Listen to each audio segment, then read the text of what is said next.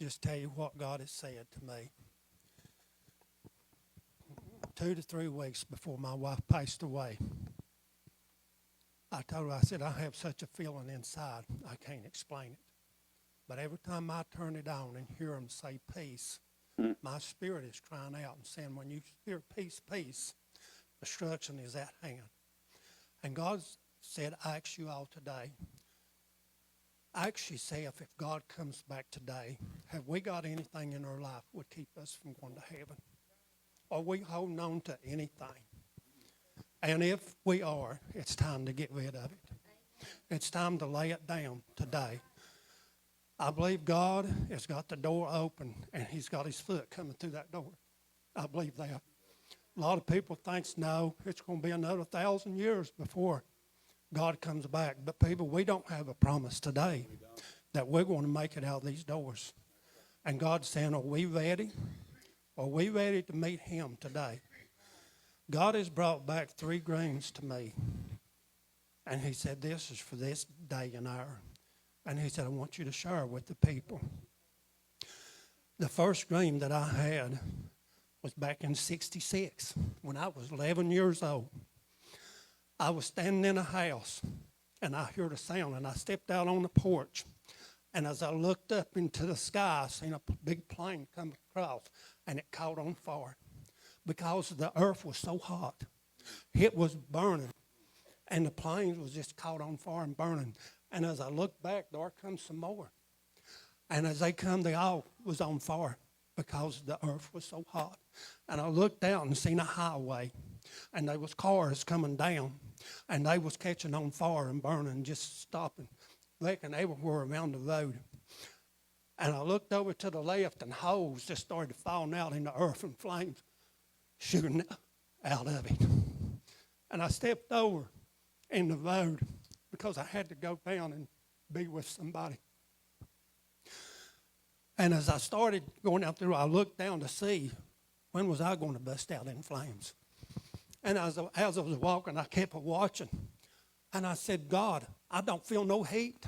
There's no heat. I don't feel no heat. And the cars were so hot, the metal was melting and running off. And that was my first dream. And God brought back to me Shadrach, Meshach, and Abed-nego. When they wouldn't bow down to the idols and their God. And when they heated the furnace 7 times hotter, and he got the soldiers to throw them into the flames, and the soldiers died because of the heat. And God and the king looked in and said, didn't we throw 3 in?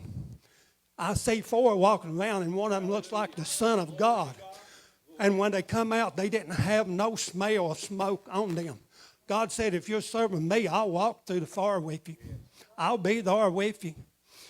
And the second dream I had in 81, somewhere around that time, I was standing at Richlands, and I seen an elevator come through the clouds. And as that elevator come through, the whole sky just lit up. And I said, that's not a natural light. And when the elevator let down on the ground, the doors opened. And there was the prettiest light just beamed out of it.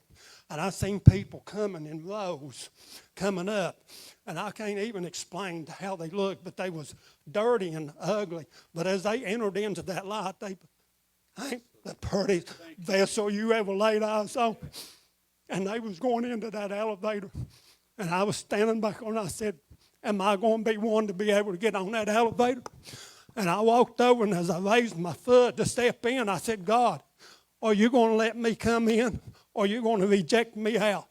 And I stepped into that elevator, and when I looked up, they was the brightest and the prettiest light I ever laid eyes on. And the doors shut in behind me, and the elevator started up, and I said, God, you're taking me home. You're letting me come home. And that was the second dream. A couple of years later, my wife had a dream. And she said I was holding on to the arm of flesh. And she said I was going to ascend to heaven. And she said the arm of flesh dragged me back down. And she tried to explain. She said when I looked at it, it was so ugly. It was so deformed. But she said I didn't want to let it go. And she said I started to ascend to heaven again.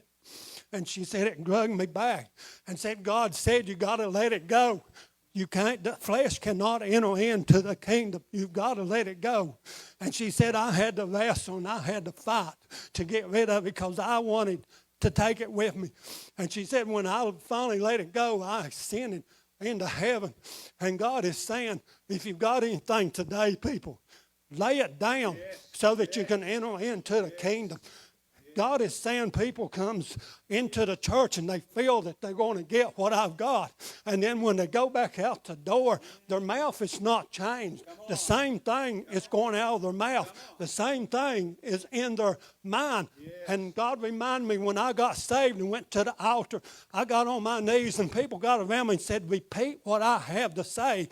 And when I repeated it, they said, now you're saved. And I stood up and I didn't feel nothing changed. I didn't feel nothing changing me. I said, I'm not saved. And they tried to convince me, yeah, you're saved.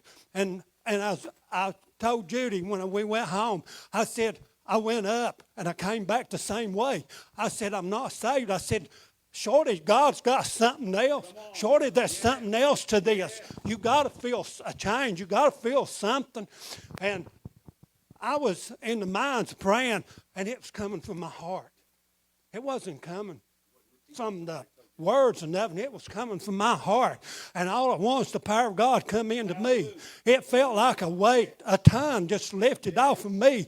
I had never felt the peace and the freedom and the deliverance that I felt that day. I couldn't wait to get out of that mines and start telling people, God saved me today. God done something for me today. Couple of weeks went by, there was a person looked at me and said, boy, you really must got saved because your mouth don't talk the same way. You don't even act like the same person. I said, God did. God saved me that day. When we get saved, people, God changes us. We know when we get saved, and we know if we got anything in our life that it's going to take us to heaven. We're the only one knows the way that we're living. I know Judy, when she lived out here, she lived it the same way in the house. I know if she'd made it to heaven. But God is saying, when you give your heart to God, totally. I told the people that the devil would tempt you with alcohol and how you would get up every morning and you would throw up and the devil would say, go get more and you'll feel better. But you don't. You don't feel better. You don't feel nothing. But if you'll give your heart to God, every morning you get out of that bed, you'll jump out and you'll say, God, what have you got for me? What do you want to talk about today, God? What do you want to show me today, God? What do you want me to be? Do you want me to come and be this person's servant? Do you want me to serve him today? You want me to wash her feet today? I will. I'll be what you want me to be. God said, I want you to get in your vehicle. I want you to go to Kmart's at Richlands. I want you to see Billy. I've got a word I'm going to give you to give to Billy. I went straight and got in my vehicle and started. The devil started right off in the bat. You ain't seen Billy in over 20-some years. What makes you think that you're going to go to Kmart's and Billy's going to be there? He could be dead. I didn't debate with the devil that I was going to go. My spirit was saying, God, you're the truth. God, I'm trusting you. I'm going to go and do what you told me to do. When I got to Kmart's and started down the aisle, guess who was coming up the other end? Billy was coming up the other end. He was older. And when we met, I said, you're Billy, right? He said, yeah. God filled my mouth and gave him what God said he was going to do. And I thought, God, you're so good that you answered his prayers. You give him what he needed today. And I said, you seen that I was a vessel, a willing, and you used me. People, you like a big old cup. And every time you do something for God, he'll pour it in that cup. He'll fill that cup up, and every time he fills it up, you'll get more peace and you'll get more joy than you have ever seen. That's when you start having fun, people. That's when it's fun to serving God. Devil ain't got nothing compared to that. But it's fun. And as that oar gets up on that cup and starts running over, when you're going to college, when you're going to school, when you're going out and working, just out in public, that oar is going to run out. It's going to touch people. The chains and the bondage is going to fall off. The healing is going to begin. We don't know what God has got for us. But people, if you don't know, let it go.